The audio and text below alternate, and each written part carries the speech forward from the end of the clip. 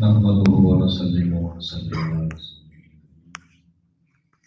أما بعد فأعوذ بالله السميع العليم من الشيطان اللعين الرجيم بسم الله الرحمن الرحيم يا أهل الكتاب قد جاءكم رسولنا يبين لكم كثيرا مما كنتم تخفون من الكتاب ويعفو عن كثير قد جاءكم من الله نور وكتاب مبين صدق الله العظيم إن الله وملائكته يصلون على النبي يا أيها الذين آمنوا صلوا عليه وسلموا تسليما ما وزن الصلاة والسلام عليك وعلى آلك وصحبه الصلاة والسلام عليك يا سيدي يا رحمة العالمين وآلك وأصحابك يا سيدي يا خاتم النبيين. اس صورت نو میں جانا کھان جانان کے جانے جانا کھان اس صورت نو میں جانا کھان جانان کے جانے جانا کھان سچ آکھاں تے رب دی میں شان آکھاں جس شان شانہ سب بنیاں یہ صورت ہے بے صورت تھی یہ صورت ہے بے صورت تھی بے صورت ظاہر صورت تھی بے رنگ جسے اس مورت تھی بے رنگ جسے اس مورت تھی بچ عبادت پھٹیاں جڑ کڑیاں یہ صورت شالا پیش نظر رہے وقت نزاعت روز حشر بچ قبر پہ کھلتی جب روسی گزر سب کھوٹیاں تھی سب قدر کریاں لاؤ مفت مخطط برد یمن من باوری چلک دکھلاؤ سجن اوہ مٹھیاں کالی الاؤ مٹھن جو ہماری سن کریاں سبحان اللہ ما اجمل کا ما احسن کا ما اکمل کا کتھے میری کتھے تیری صدا گستاخ اکھیں کتھے جا اڑیاں انتہائی واجب الاحترام عالمین گرامی مرتبت سامعین دی وقار حضرات علماء کرام بالخصوص نازش اہل سنت فخر اہل سنت مجاہد اہل سنت حضرت قبلہ مفتی اہل سنت علامہ مفتی علی اصغر صاحب قادری تاریخ مدد اللہ علی حضرت علامہ مولانا حسین رضوی صاحب مولانا وقت مفتی صاحب کی زیر اہتمام پروگرام ہے تو وقت کی پابندی کروائی بھی جاتی ہے اور کرنی بھی چاہیے. میں نے بھی گزارش کی تھی کہ جتنا جلدی بیان کا وقت مل جائے تو جاننا جانا. تو آپ حضرات جتنی دیر سماعت کرنا چاہیں گے میں اتنی دیر آپ کو بیان سناؤں. یہ آپ حضرات کی باڈی لینگویج بتائے گی، آپ کے چہرے بتائیں گے، آپ کی آنکھیں بتائیں گی جب آپ سننا چاہتے ہیں. اگر آپ ساری رات سننا چاہتے ہیں تو ساری رات ضرور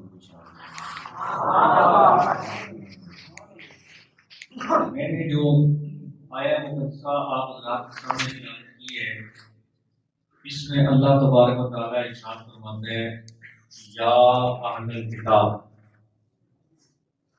اس کا آسان الفاظ میں اگر ترجمہ کروں تو رب فرماتے ہیں اے کتاب والے. اب ہم نے دو تین چیزیں دیکھنی ہیں. پہلے دیکھنی ہے کہ کتاب والے کون ہیں، اور دوسری ہم نے یہ دیکھنی ہے کہ دعویٰ کیا کیا گیا، اور تیسری ہم نے چیز دیکھنی ہے کہ دعوے کی نوعیت کیا ہے. آپ کے ہاں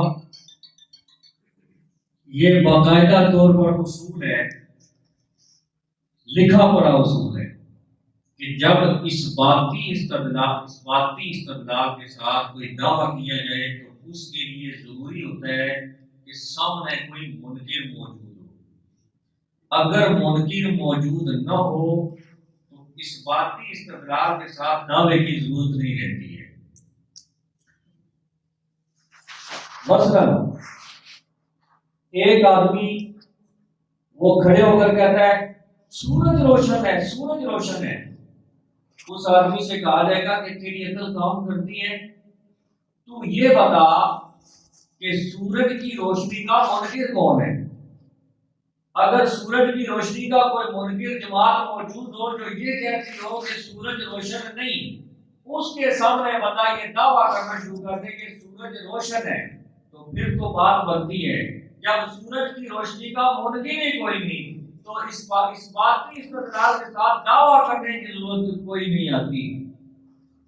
یا اس کی آپ مثال یوں سمجھ لیں کہ ایک آدمی سردی، سخت سردی، اور لوگ ٹھٹر رہے ہیں، برف پڑ رہی ہے، برف ہو رہی ہے، اور وہ برف میں کھڑے ہو کر آدمی دعویٰ شروع کرتے کہ سردی ہو رہی ہے، سردی ہو رہی ہے، سردیوں کا موسم ہے. تو کوئی آدمی اس سے کہے گا کہ کوئی منکر لے کے آ جو اس برف میں سردی کا انکار کرنے والا ہو. اگر کوئی انکار کرنے والا نہیں تو وہاں اتنے زور دے کے یہ دعویٰ کرنے کی ضرورت کیا پیش آئی. اب رب تعالیٰ نے اس آیت مقدسہ میں نور مصطفیٰ کا دعویٰ پیش کیا اور دعویٰ کیا اس باتی استدلال کے ساتھ. یہ جو آیت مقدسہ ہے اس میں سرکار کی نورانیت کا دعویٰ کیا گیا ہے اور دعویٰ کیا گیا اس باتی استدلال کے ساتھ. اور یہ بھی آپ کے یہاں اصول موجود ہے کہ اس باتی استدلال کے ساتھ تھوڑی سی خشک گفتگو ہے، اس باتی استدلال کے ساتھ جب دعویٰ کیا جائے تو دعوے میں جن کو مخاطب کیا جاتا ہے وہی اس کے منکر ہوتے ہیں. مثال کے طور پر ایک آدمی وہ فرض کریں یہ دو جماعتیں ہیں، یہ پی ٹی آئی ہے، یہ نون لیگ ہے، یہ پیپل پارٹی ہے. تو نون لیگ والے پیپل پارٹی والوں کو مخاطب کر کے نون لیگ کا اگر کوئی لیڈر یا ان کا کوئی جناب سیاستدان وہ کسی جلسے میں کھڑے ہو کر کہتا ہے پیپل پارٹی والوں کو، وہ کہتے ہیں اوے پی پی والوں نواز شریف کے مقابلے کا بندہ لے آؤ، تمہارا زرداری نواز کا مقابلہ نہیں کر سکتا.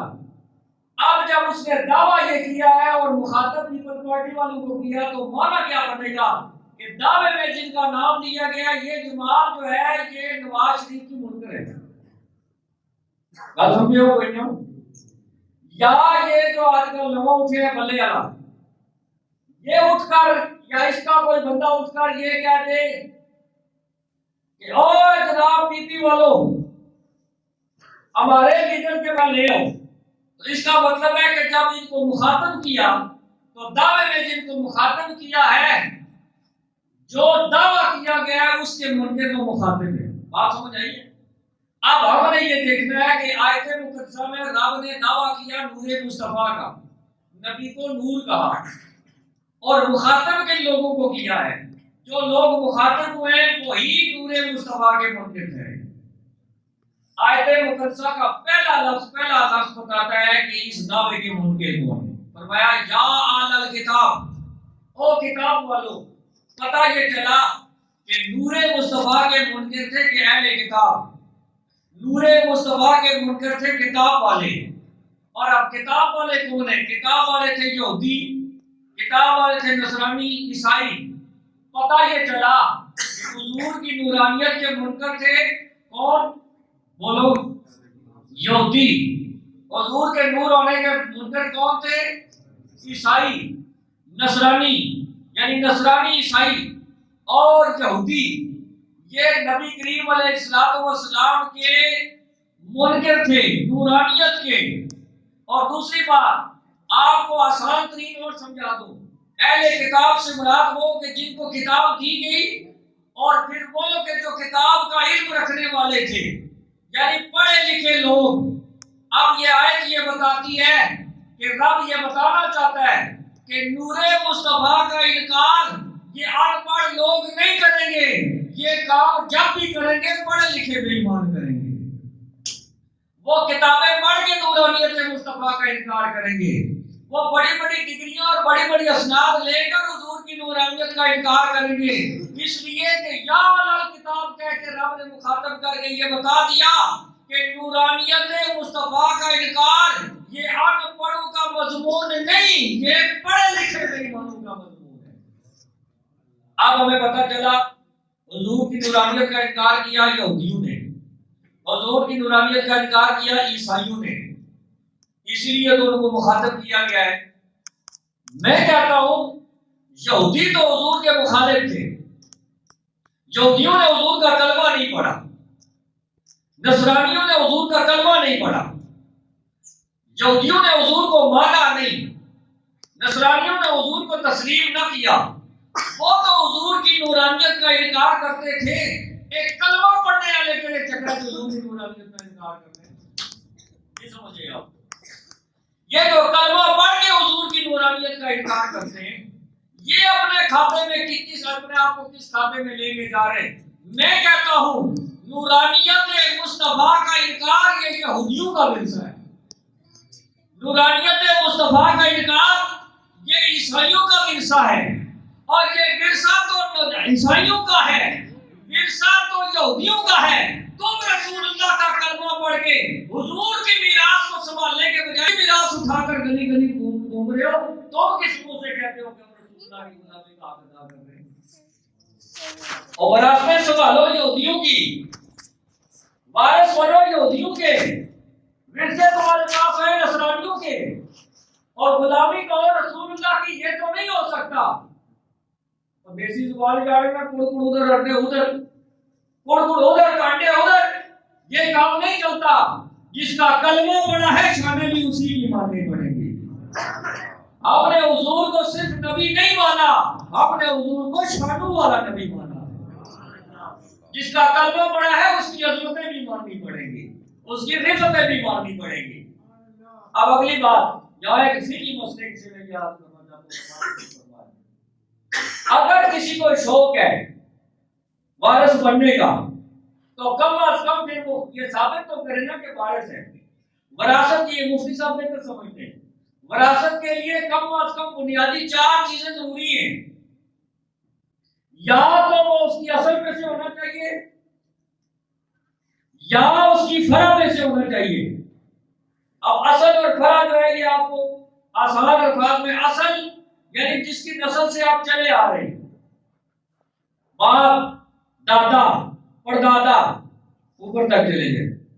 فرع جو آپ کی نسل سے آگے جا رہے ہیں، بیٹا بیٹی پوتا پوتی آگے چلتے گئے.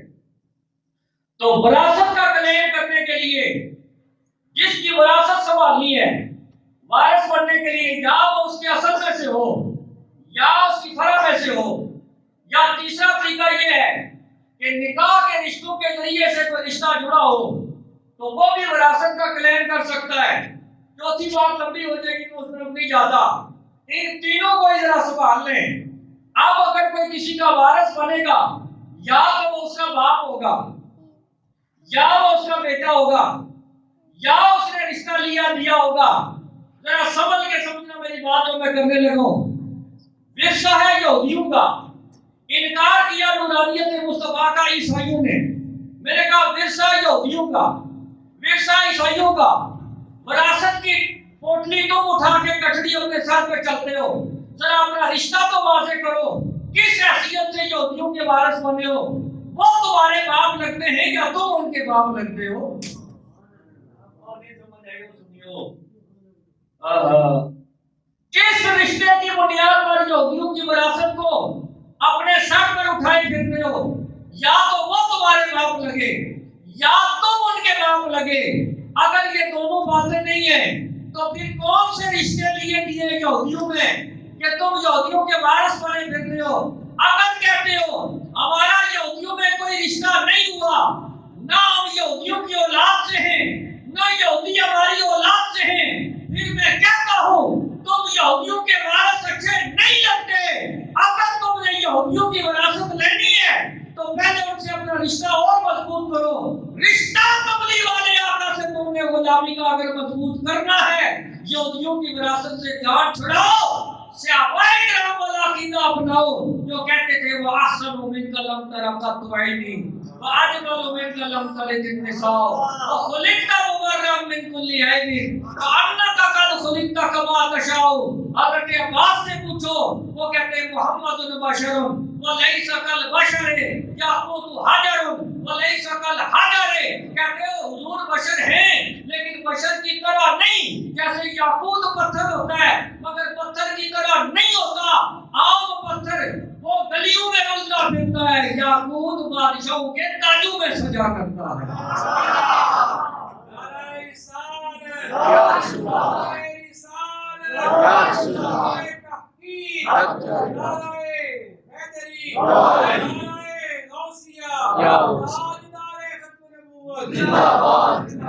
और आसान कर दूं, और आसान तरीके जे हुजूर की नूरानियत का इनकार करने ना जनाब ठेका चाहे कि न गुस्से से पहले सब ये दसे कि यहूदियत हम क्यों लग रहा कि यहूदी उसने क्यों लगे या फरिश्ते कितने कितने। अब उन्होंने खाना को याद उसने किया जब मामला है इस वास्ते के वारिस से बने हो, जब वारिस बने हो तो तुम्हारा कोई ना कोई रिश्ता जरूर है। मिंबर पर बैठकर सिर्फ आयत पढ़ने से काफी नहीं होता, ला तत्तखिज़ू यहूदा व नसारा औलिया, ये आयत पढ़ने से काफी नहीं है, तुम्हारा अमल बताता है कि तुम्हारी यहूदियों से रिश्तेदारियां मौजूद है, अंदरूनी खाना तुम्हारा कोई खाता मौजूद है। बहरहाल रब ने मुखातब किया, काम नूरानियत मुस्तफा का इनकार करते हैं यहूदी, नूरानियत मुस्तफा का इनकार करते हैं ईसाई। फरमाया या अहल किताब, और किताब वालों कान खोल कर सुन लो, क़द जाअकुम रसूलुना, ताकीद के साथ फरमाया जाअकुम, आ गया तुम्हारे पास, रसूलुना, हमारे रसूल आए। या अल्लाह वो करते क्या है? फरमाया ऐ गल समझेंगे, फरमाया युबय्यिनु लकुम कसीरम मिम्मा इस तरह या अहल किताब क़द जाअकुम रसूलुना युबय्यिनु लकुम कसीरम मिम्मा कुंतुम तुख़फूना मिनल किताब। ये मेरा महबूब जो तुम्हारी तरफ आया है वो करता क्या है? वो ये करता है कि वो सी बातें जो तुम किताब में छुपाते थे मेरा महबूब बयान करता है। वयाफ़ु अन कसीर, और बहुत सारी माफ कर देता है। वाह कमली वाले के निशाने रब कैसे बयान करते हैं, वाह मुस्तफा करीम के निशाने रब कैसे बयान करता है। फरमाया आ गया मेरा महबूब, किताब में से जो बातें तुम छुपाते हो वो ये बयान करता है और बहुत सारी बातें माफी कर देते हैं। अब किताब को समझने की जरूरत है।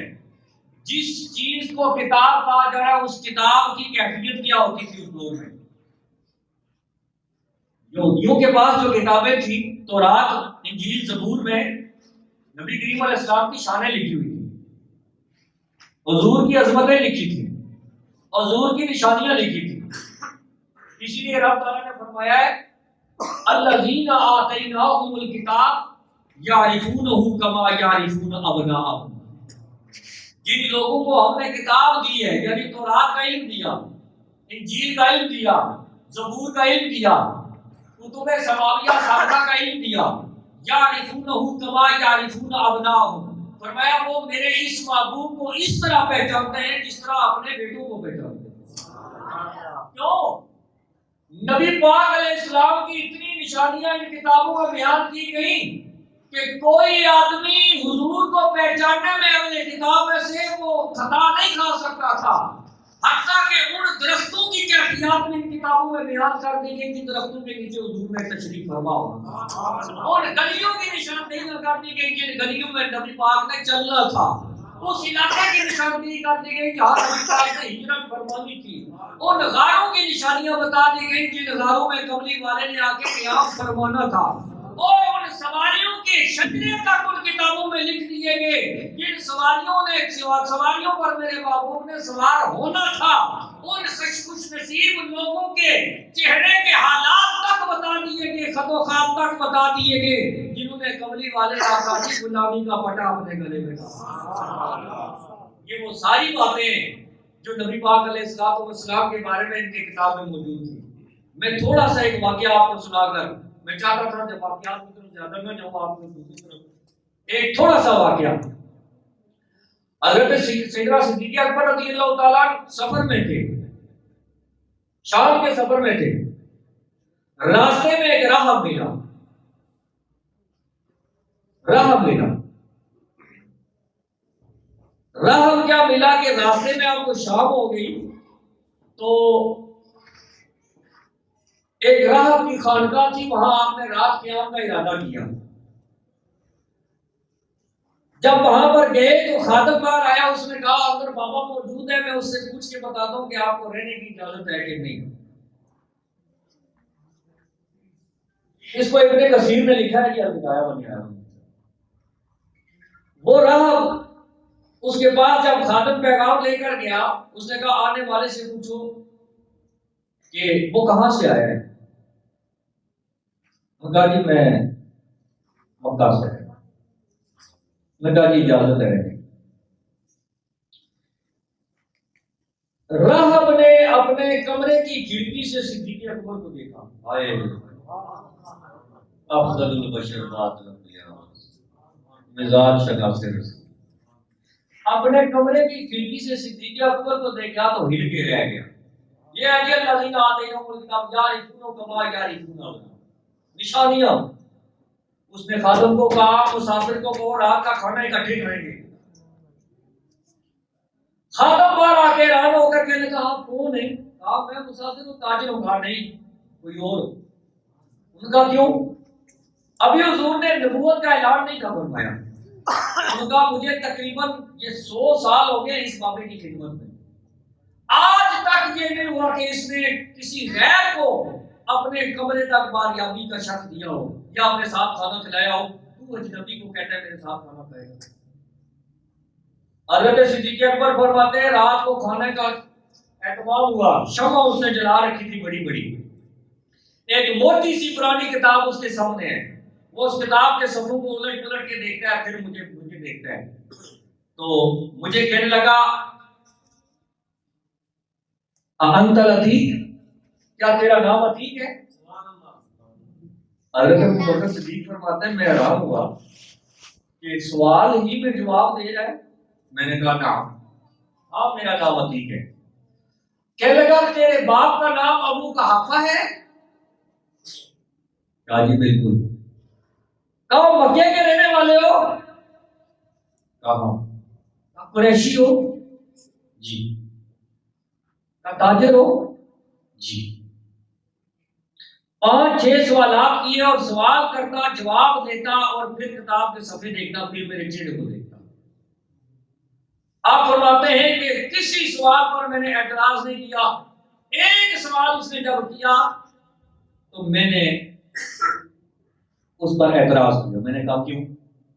اب وہ کہتا ہے ارفع صوبک، اپنی ٹانگ سے کپڑا، دھوتی پہنی ہوئی تھی نا، کہا اپنی ران ننگی کا، ایسی پٹ آ گیا، کپڑا تھا۔ نہ ارفع صوبک عن بطنک، اپنے پیٹ سے کپڑا اٹھا، اپنے پیٹ سے کپڑا اٹھا۔ صدیق اکبر فرماتے ہیں اس پر میں چونکا۔ میں نے کہا کیوں؟ جب تک مجھے وجہ نہیں بتائے گا میں کپڑا نہیں ہٹاؤں گا۔ اس رات نے کہا میں کیا وجہ بتاؤں، میں تو حیرانی کے عالم میں بیٹھا ہوں کہ آپ یہاں تشریف فرمائیں، آپ کو اس وقت مکہ میں ہونا چاہیے، ہماری آسمانی کتاب میں آپ کی ساری نشانیاں لکھی ہوئی ہیں، وہ نجات دہندہ اللہ کی آخری نشانی محمد رسول اللہ صلی اللہ علیہ وسلم جس کا کائنات انتظار کرنی ہے، وہ نبوت کا اعلان فرمانے والے ہیں۔ ہماری کتاب میں تیرا نام ہے، تیرے باپ کا نام ہے، تیری قوم قبیلے کا نام ہے، تیرے سارے خط و خال موجود ہیں، حتیٰ کہ یہ بھی لکھا ہے کہ آپ کے پیٹ پر تل کا نشان ہے، میں وہ دیکھنا چاہتا ہوں۔ ہماری کتاب میں لکھا ہے اس نبی کی دعوت پر سب سے پہلے لبیک کہنے والے آپ ہوں گے۔ حضرت صدیق فرماتے ہیں یہ پیٹ کا تل تو مجھے پتا تھا، لیکن حضرت صدیق اکبر کے پیٹ کے تل کا ذکر بھی اس کتاب میں موجود ہے۔ اسی لیے آپ نے فرمایا ہے جن کو کتاب کا علم دیا وہ میرے نبی کو ایسے پہچانتے ہیں جیسے اپنے بیٹوں کو پہچانتے ہیں۔ نبی کے تو غلاموں کی نشانیاں لکھی گئی، نبی کے غلاموں کی نشانیاں۔ لو جی، فرمایا ہمارے رسول آگے کرتے کیا ہے؟ فرمایا یبین لکم کثیرا مما کنتم تخفون من الکتاب، بہت ساری باتیں جو کہ تم کتاب میں چھپاتے ہو میرے محبوب بتاتے ہیں۔ اب چھپاتے کیا تھے؟ یہی چھپاتے تھے نا کہ حضور شان والے ہیں، یہی چھپاتے تھے نا کہ حضور عظمت والے ہیں، یہی چھپاتے تھے نا کہ جس نبی کا تم انتظار کر رہے ہو یہی ہے۔ حضور کی عظمتیں چھپاتے، حضور کی شانیں چھپاتے۔ اور آپ نے فرمایا تم چھپاتے ہو میرے محبوب بتاتے ہیں۔ بتاتے کیسے؟ مسئلہ ہی ڈالتے ہیں۔ اس وقت کتاب کا عالم یہ نہیں ہوتا تھا جیسے آج کل کتابوں نے رول گئی ہے، مطلب ہے جس کا دل لگ رہا اپنی کتاب، حتیٰ کہ یہاں تک ہوتا ہے کہ 3 4 5 6 کتابیں جمع کی ان کو کاپی پیسٹ کیا، نئی کتاب مصنف کتب تفسیر ہے۔ پرنٹنگ پریس عام ہو چکی ہے، ہر چیز عام ہو چکی ہے، کاپی پیسٹ مارو، کمپوزر کو بھیجو، گھر بیٹھے کتاب اپنے نام کرو۔ اس وقت کیا ہوتا تھا؟ اس وقت نہ پرنٹنگ پریس، نہ کاغذ اتنی بہتات، نہ خطاط جگہ جگہ پہ ملتے، کمپوزر تو آپ بات کی بات ہے۔ آپ یہاں کاغذ کی انڈسٹری جو ہے یہ ترکوں نے شروع کی ہے، کاغذ کی انڈسٹری ترکوں نے باقاعدہ شروع کی ہے، اس سے پہلے عباسی نے تھوڑا کام کیا تھا۔ اور اس کے بعد آپ کی پرنٹنگ پریس، یہ تو ابھی کوئی 150-200 سال پرانی بات ہے، اس سے پہلے تو پرنٹنگ پریس کا نام ہی تھا۔ تو اس دور میں جس کے پاس کتاب ہوتی تھی وہ بڑی نایاب چیز ہوتی تھی۔ جیسے آج آپ میں سے کسی کے گھر کوئی ایسی نایاب چیز ہو، یعنی کسی گھر میں اگر حضور علیہ السلام کے نالین مبارک ہوں، تو یہ ایک ایسی نایاب چیز ہے کہ جو 1,00,000 گھروں میں سے 2,00,000 گھروں میں سے شاید پورے پاکستان میں کسی ایک کے پاس ہو، تو یہ کتنی نایاب چیز ہے۔ تو اب اس نالین پاک کی وہ کتنی حفاظت کر رہا ہوگا جس کے گھر میں 70 پردوں میں فکر لگا کر کچھ کنویں لگا کر شیشے میں رکھا ہوگا، اور اگر کوئی زیارت کرنے کے لیے آیا تو اسے پوچھے گا وضو ہے کہ باقی کی حالت میں ہو کہ نہیں ہو، رات کا وقت ہے دن کا وقت ہے، کچھ منہ لگا کے اور سلام پڑھو، پھر اس کی زیارت رہ جائے گی۔ کتاب کوئی 1000 میں سے کسی 1,00,000 میں سے کسی ایک کے پاس ہوتی تھی۔ اب جس کے پاس کتاب تھی وہ بادشاہ تھا، جو وہ کہے گا وہی ہوگا، جو وہ کہے گا وہی ہوگا۔ کتاب اس کے پاس، دیکھنے کو کسی کو دیتا نہیں، 70 پردوں میں اس نے لپیٹی ہوئی ہے، اور ایک بکسے میں ڈال کر اس پر موٹا سا تالا لگایا، اس بکسے کو ایک کمرے میں رکھا، اس کمرے کی کھڑکی کوئی نہیں، روشن دان کوئی نہیں، اس کمرے کو موٹا سا تالا لگایا۔ اب جب کوئی مسئلہ پوچھنے کے لیے آیا کتاب والے کے پاس، تو کتاب والے نے پہلے اپنی عظمت بتائی کہ ہم ہیں وہ لوگ جن کے پاس کتاب نایاب موجود ہے، اگر مسئلہ پوچھنا ہے تو پہلے مرضی کا نذرانہ دو، اور اس کے بعد کہا انتظار کرو، اندر جائیں گے، دروازہ کھولیں گے، پھر دروازے کے اندر کمرے میں ایک بکسا ہے، وہ بکسا کھولیں گے، اس بکسے میں کتاب ہے، وہ 70-60 غلافوں میں لپٹی ہے، پھر وہ غلاف کھولیں گے، پھر اس میں مسئلہ تلاش کریں گے، پھر تمہیں بتا دیں گے جو بات ہوئی ہے، اور اگر کوئی اچھا آیا مال ویسے والا آ گیا، تگڑا آ گیا، تو اس کو کہا جناب لیڈر سے گزر کے چلے جائیں گے، مسئلہ کتاب میں ایسے موجود ہے۔ کس تقریر سی کتاب ہویا تقریر سی جڑا موضوع بازو ہے کرتی پھر یہ کتاب تقریر سی اور اگر کوئی کمزور آ گیا تو اس کا کھڑا ہو جائے یہیں پر کتاب میں تیرے لیے اتنے کروڑوں کا جناب سزا لکھی ہوئی ہے. ہر ایک آدمی کہتا ہے وہ کتاب میں جو بات ہے وہ تو ہے مرضی کی بتائی اور مرضی کی چھپا دی. اب کتاب کی جو میں نے کہتی ہے تو آپ کو بتائیے اس کو سامنے رکھیں. موٹے موٹے تالے, موٹے موٹے بکسے, موٹے موٹی دیواریں, ان کے اندر 70 پردے, پردوں میں چھپی ہوئی کتاب. فرمایا چھپاتے تم ہو بتاتے میرے محبوب ہیں. بتاؤ علم غیب اور کس کو کہتے ہیں؟ اور دسو جی علم غیب اور کیا چیز ہوتی ہے؟ کتابیں تمہاری, بکسے تمہارے, دیواریں تمہاری, کمرے تمہارے, تالے تمہارے, پردے تمہارے, غلاف تمہارے. نہ کتاب کھولی, نہ کتاب کو دیکھا, نہ کتاب پڑھی, نہ کتاب سامنے آئی. چھپاتے تم ہو بتاتے میرے محبوب ہیں. بتاؤ علم غیب اور کس کو کہتے ہیں؟ علم. اس کے 5 دروازے آپ کے ہاتھ.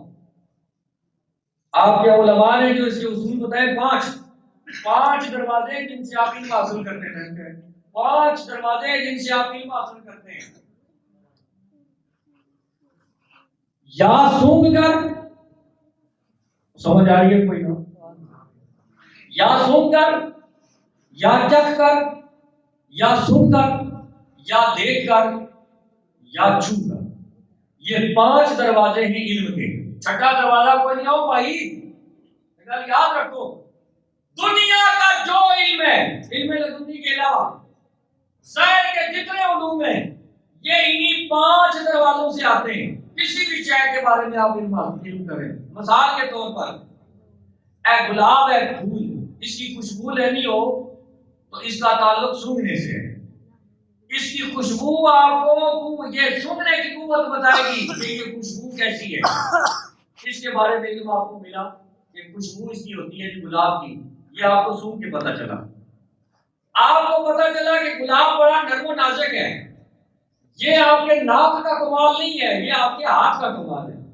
آپ نے ہاتھ سے چھو کر دیکھا کہ یہ نرم و نازک ہے. آپ نے کہا کہ گلاب سرخ ہے, یہ آپ کے ہاتھ کا کمال نہیں, یہ آپ کی آنکھ کا فرما ہے. آنکھ نے دیکھا سرخ ہے, ہاتھ نے چھو کے بتایا نرم ہے, ناک نے سونگھ کر بتایا خوشبودار ہے. اسی طرح کھانے کا ذائقہ جب آپ چکھتے ہیں تو زبان ذائقہ بتاتی ہے یہ ترش ہے کہ میٹھا ہے.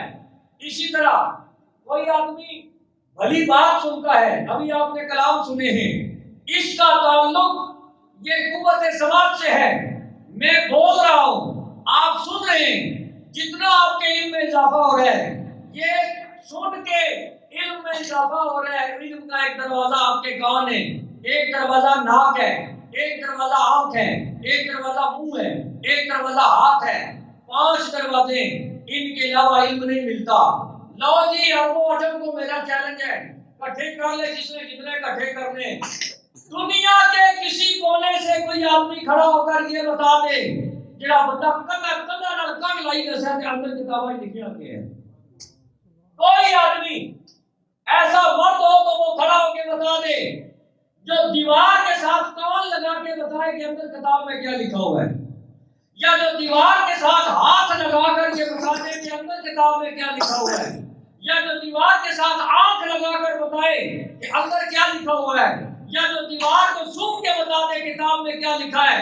کہا ساری زندگی ٹکرے مارتا رہے گا, سونگھ کے کتاب کے علم کا نہیں پتا چلے گا, چکھ کے کتاب کے علم کے پتا نہیں چلے گا, دیکھ کے اس کتاب کے علم کا پتا نہیں چلے گا جو دیوار کے پرلی طرف ہے, اور سن کے نہیں پتا چلے گا تو پھر پتا کیسے چلے گا. فرمایا ایک اضافی قوت ہے جس کو علم غیب کہتے ہیں, یہ اللہ نے اپنے محبوب کو عطا فرمائی ہے. کتاب دنیا کے جس کونے میں ہوگی میرا محبوب اس میں لکھی باتوں کو بتا دے گا. سبحان اللہ. فرمایا پڑھی تم نے, چھپاتے تم ہو, بتاتے میرے محبوب ہیں جو کہ علم غیب عطا کیا گیا. اللہ اکبر.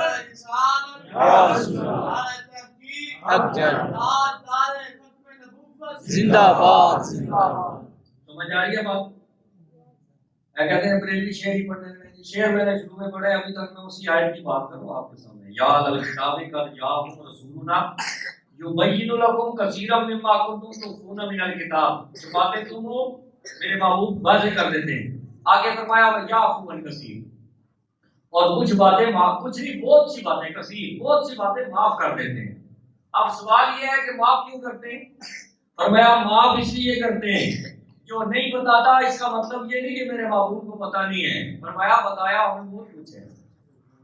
فرمایا وما ہوا علی الغیب بضنین، میرا محبوب غیب بتانے میں بخل سے کام نہیں لیتا، لیکن میرے محبوب جو نہیں بتاتے اس کا مطلب یہ نہیں کہ ان کو خبر نہیں ہے.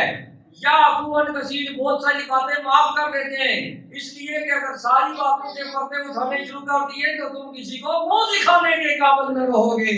لہذا میرا محبوب رحمت للعالمین بن کے آیا ہے، جتنی ضرورت دین کی ہوتی ہے اتنا میرا محبوب بتا دیتا ہے. اگر سب سے پردے اٹھانے شروع کر دیے تو تم کسی کو منہ دکھانے کے قابل نہ رہو. میں کیا مولوی جی، تم جس غیب کا انکار کرتے ہو اسی انکار میں تو تمہارے عیب میں پردے ڈال کے رکھے ہوئے ہیں. اگر محبوب سب کچھ بتا دیتے تو تم شکل دکھانے کے قابل ہیں. آگے فرمایا قد جاءکم من اللہ نور و کتاب مبین. یہ علماء تشریف فرمائے بہو عاطفہ نہیں ہے درمیان میں، آیت جاری ہے. فرمایا یا اہل کتاب قد جاءکم رسولنا یبین لکم کثیرا مما کنتم تخفون من الکتاب ویعفو عن کثیر. ساتھ ہی فرمایا قد جاءکم من اللہ نور. کیوں؟ فرمایا کہ اگر نور اور رسول یہ اور ہوتے تو درمیان میں بہو عاطفہ لگائی جاتی. جب اور نہیں ہے، جس کو نور کہا ہے اسی کو رسول کہا ہے. جو رسول ہے وہی نور ہے، اور جو نور ہے وہی رسول ہے. جب چاروں علتیں ایک ہیں تو پھر واو عاطفہ لگانے کی ضرورت نہیں ہے. واو عاطفہ نہ لگا کر رب نے یہ بتا دیا کہ کوئی دھوکے میں نہ رہے. آیت کے پہلے حصے میں جس کو رسول کہا ہے دوسرے حصے میں اسی کو نور کہا ہے.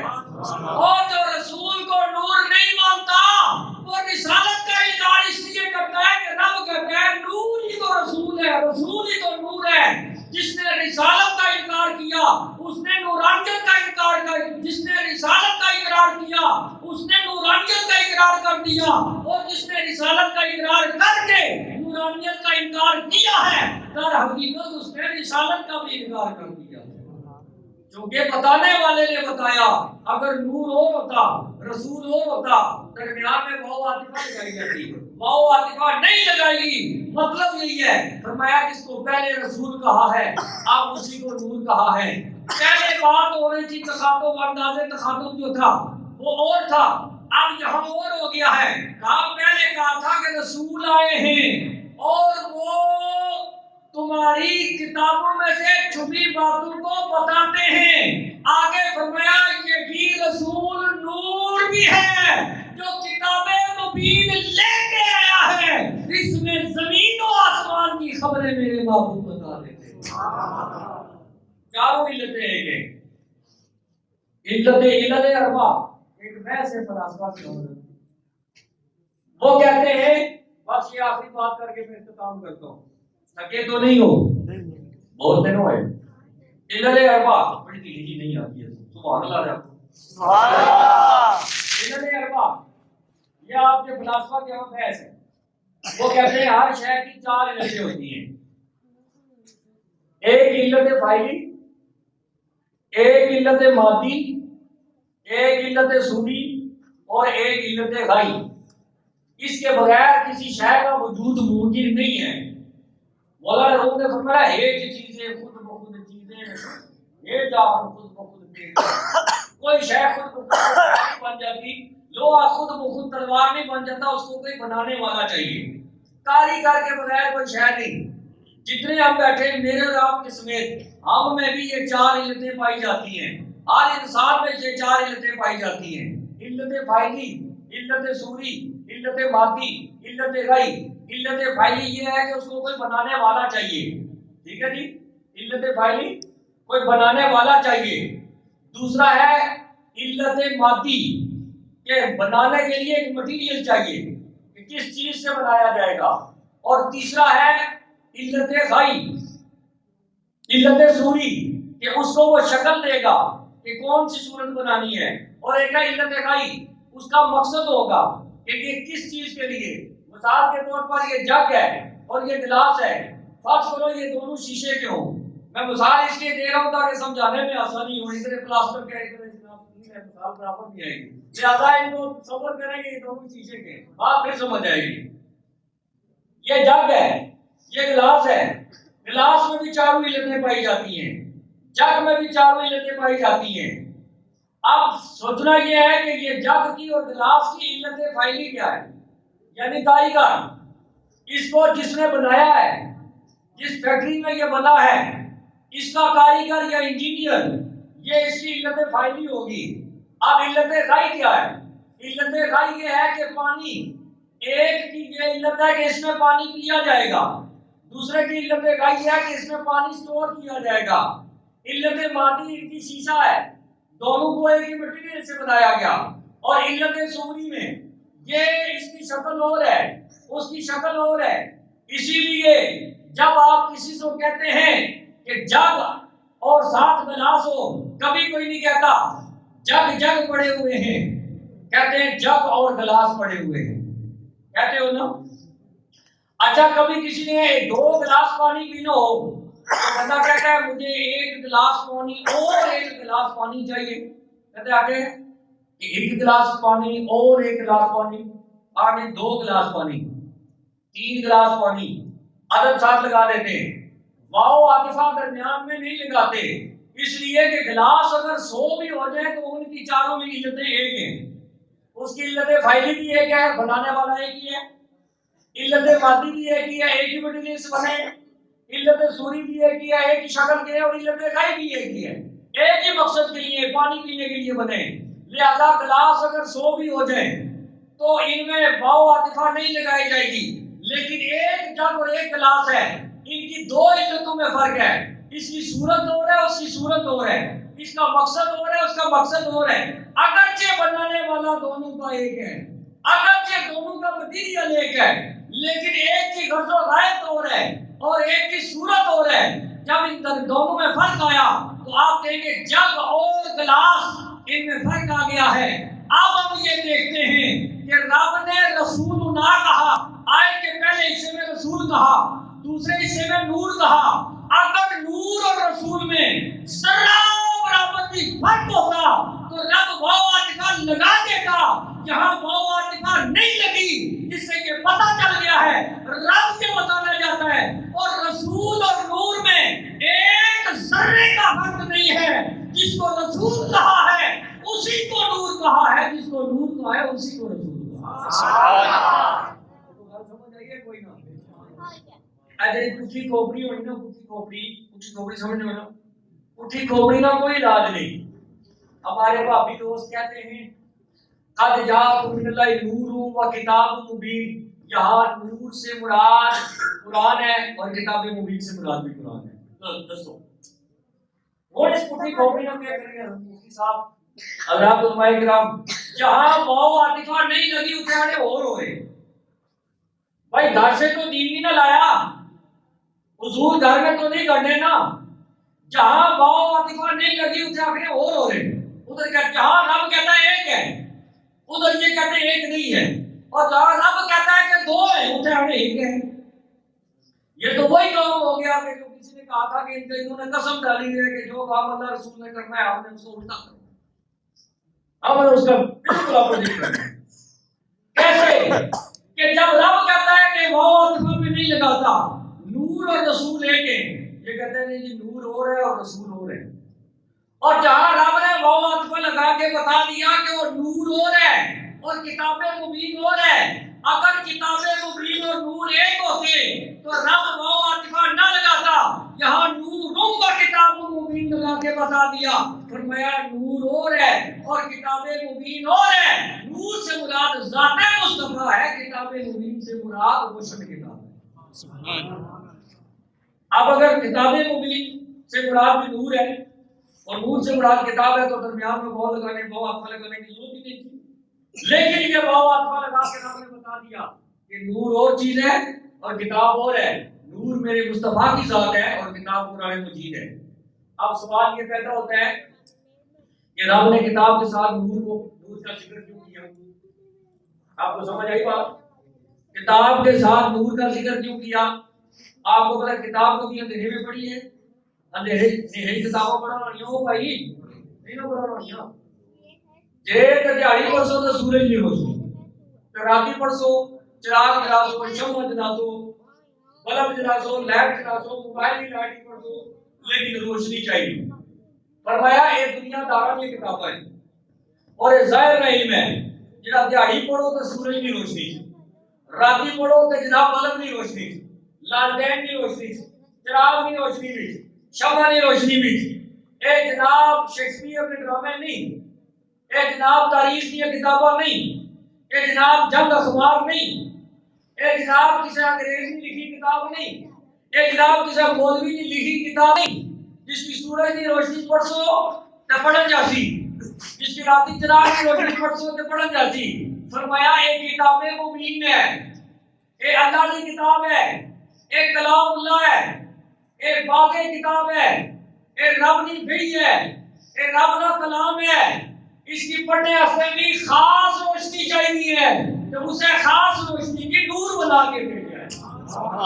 فرمایا ہے میری کتاب پڑھنے والوں پڑھو، کتاب مبین کو نور مصطفیٰ کی روشنی میں پڑھو، کتاب مبین کو نور مصطفیٰ کی روشنی میں پڑھو، تاریخ کی کتاب کو سورج کی روشنی میں پڑھو، تاریخ کی کتاب کو چاند کی روشنی میں پڑھو، تاریخ کی کتاب کو چراغ اور لالٹین کی روشنی میں پڑھو، لیکن یاد رکھو الہی کلام کی کتاب کو نور مصطفیٰ کی روشنی میں پڑھو، قرآن کی آیتوں کو مصطفیٰ کی سنت کی روشنی میں پڑھو، تب تمہیں پتہ چلے گا کہ قرآن کی آیتیں کیا کہتی ہیں۔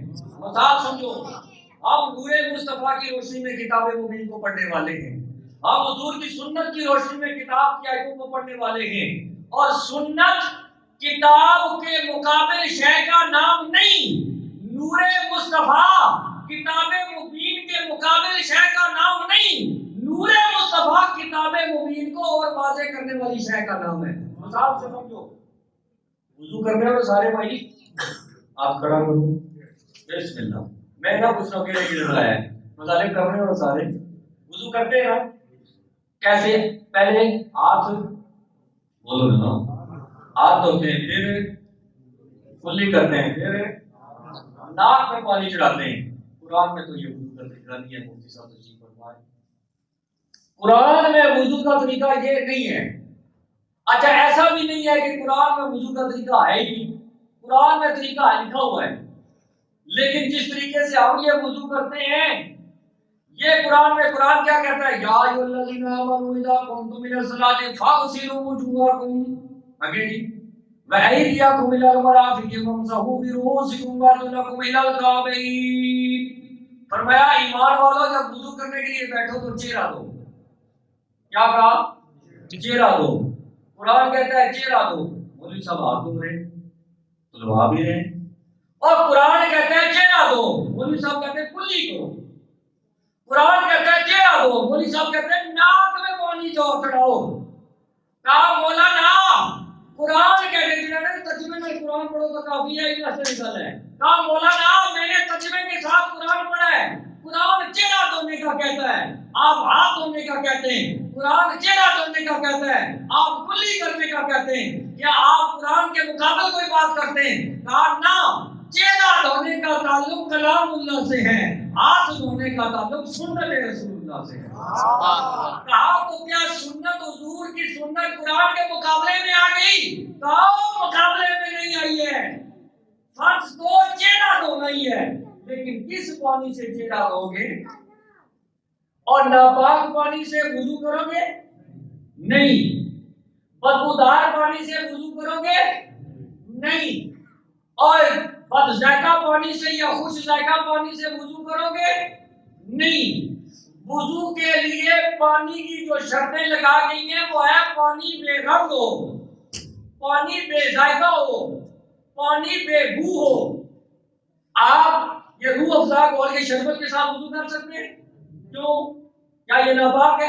پیتے تو ہو لیکن اس سے وضو بھی کیوں؟ اس کا ذائقہ بدل گیا ہے، اس کا رنگ بدل گیا ہے۔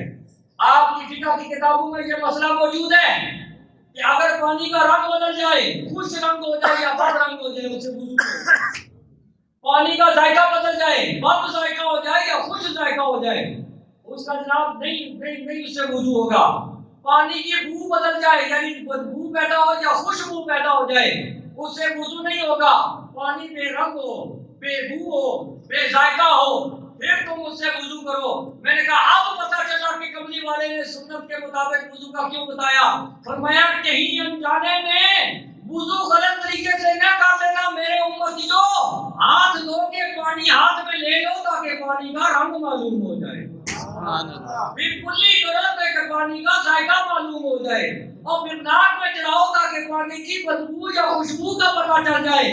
جب ہر طرف سے یہ یقین ہو جائے کہ قرآن کا حکم پر عمل کرنے کے لیے ہم تیار ہیں، آپ فاغسلوا وجوہکم، آپ چہرہ دھو تاکہ تمہیں پانی جو میسر آئے وہ بے رنگ ہو، بے بو ہو، بے ذائقہ ہو۔ اس لیے کہتے ہیں کہ نور مبین کو کتاب مبین کے ساتھ نور مصطفیٰ کی بات اس لیے کی گئی کہ صرف اگر کتاب مبین کو پڑھو گے تو کوئی پتہ نہیں کہ یہ پانی نہ وضو کر دو، اور جب وضو ہی نہ ٹھیک ہو اسی کا کیا کام ہوتی۔ یہی کام ہر عبادت میں ہے کہ ہم نبی پاک علیہ السلام کی تعلیمات کی روشنی میں عبادت کرتے ہیں۔ نماز حضور کی تعلیمات کی روشنی میں، روزہ حضور کی تعلیمات کی روشنی میں، وضو حضور کی تعلیمات کی روشنی میں، حج حضور کی تعلیمات کی روشنی میں، زکوٰۃ حضور کی تعلیمات کی روشنی میں، اور صدقے اور خیرات حضور کی تعلیمات کی روشنی میں، ہر چیز کو حضور کی تعلیمات کی روشنی میں اس لیے کرتے ہیں کہ فقط اگر قرآن پڑھتے رہ جائیں گے تو پھر پتہ نہیں ہم کہاں چلے جائیں گے۔ جب حضور نبی کریم علیہ السلام کی نورانیت کا نور ہمارے ساتھ ہوگا، قرآن خود بخود ہمیں رستے دکھانا شروع ہوگا۔ اللہ تبارک و تعالیٰ جو میں نے عرض کیا اس پر مجھے عمل کرنے کی توفیق عطا فرمائے، آپ حضرات کو بھی عمل کرنے کی توفیق عطا فرمائے۔ میں نے کافی سارا آپ کا وقت لے لیا۔ وآخر دعوانا الحمدللہ رب العالمین۔